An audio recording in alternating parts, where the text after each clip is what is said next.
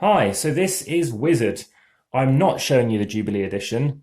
I'm going to be showing you the base edition first. So, what do you have in here? You are going to have a pad full of paper, and I do have the regular edition of Wizard. The regular edition is in Germany, so what I'm going to be showing you is basically the same edition, but this time it includes some other cards, but I want to show you that base edition first before I consider showing you this particular Jubilee edition. What I will say though is the fact that there is another game called Wizard Extreme. So this is a game by Ken Fisher. It's published at least over in Europe by Amigo, and it's a game which is a trick-taking game. It's a game that has, it might get some more love, or again, getting some more love again, because of a game that has just come out called, I think, Plan 9 from Outer Space, or it's the, not Space Mission, the game that is trick-taking, but it's cooperative. So I'm very keen to try that one out. But what I'm going to show you now is a selection of cards. So it's a game that's played over numerous rounds. It's 4 colours. You've got blue, red, yellow, and then you've got green. They kind of represent elves or green witches or something. You've got kind of the humans, you might say. You've got typically ginger people here, and then you've got very much Dave Grohl-y, kind of rocky, stubbly, long-haired kind of dudes. And then you've got these sort of wizardy cards. Now, this particular one is kind of an expansion for it, which I might find the base ones for as well. Here we go. So I'll show that in a second. So this is going to be a wizard. Z, basically Zalbart, which means wizard, or Z in Germany. So you've got various ones, obviously, for each one, but it doesn't make much difference. So if you have one of them, it's a wild card. And you have the Nar. These are weird guys. These are worth nothing. They're like jesters. If one of those guys come out, you are not able to win that trick, and you might not want to, because this is a game where you're looking to predict to see how many tricks you're trying to win. If you game correctly, you're going to get some points. Firstly, for getting correctly, and then more points for actually being able to predict how many you got correct.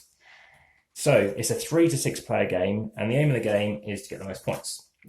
So, depending on the number of players you are going to play, so in 6 players, you're going to play with all the cards and play 10 rounds. In a 3-player game, you're going to play 20 rounds, and obviously you're going to play 15 with 4 and 12 with 5.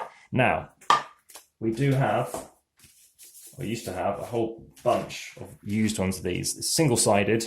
You can't easily tell, but I've gone through a number of these, about 15 of them.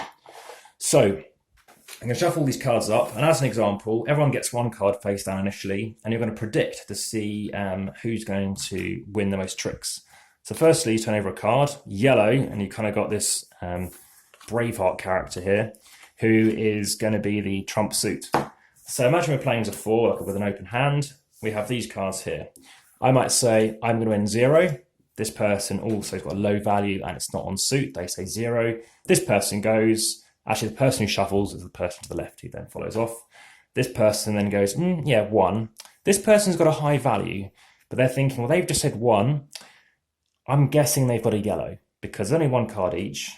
We got lucky that we've actually got different colours. So he's going to say 0.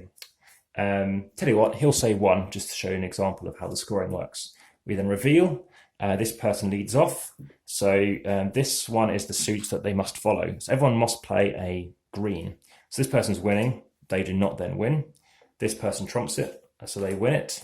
This person's still got to follow this, and they can only play it anytime they want, in fact, and they lose. So they predicted 0, they get 20 points. They guessed 0, they gain 20 points. They gain 20 points for getting it correct, and 10 for each card that they've won. So that's good. They predicted 1, so they lose 10 points. 10 points because it's 1 trick that they were out by. And that's what you're doing. You're writing a number in here, which is how many tricks you think you're going to win, and then you kind of do their score. So you write the number in first and then the score. Let's write your name. This is another game I'd love to do a playthrough for. It takes about 80 minutes. And it's interesting, depending on the number of players, how long it takes. But in a 4, it's usually around just under 80 minutes.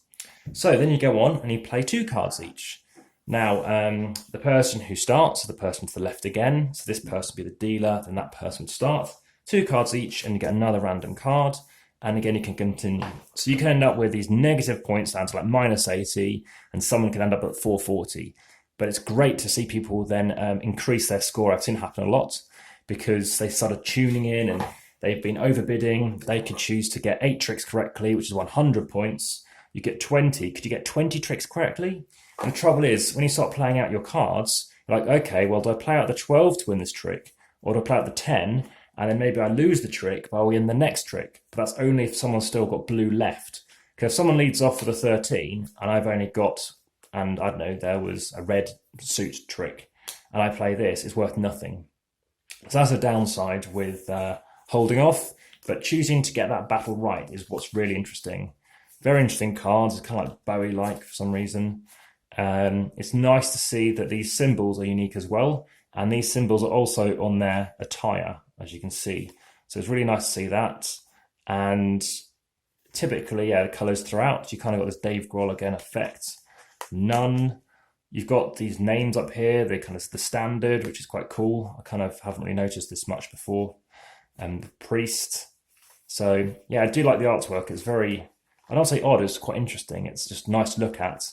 And even though they're quite tropish kind of characters, it is very effective. We've got Ace Ventura, Pet Detective 2 himself, if you've seen that film. And there we are. So that is the review on Wizard. My rating is like a 8 out of 10. So this thing will trump everything. If someone plays this, they will win that trick, guaranteed to win it. When they will not win it is, I'll explain that in expansion, but basically in another video. If someone plays a Nar, it doesn't do anything. So if someone played, they started off, they won the trick, they do this, next person plays a 7, everyone has to follow the 7. This person played a 7 first, and they played a Nar, nothing happens. It's a neutral card, basically. This person's only going to win this trick.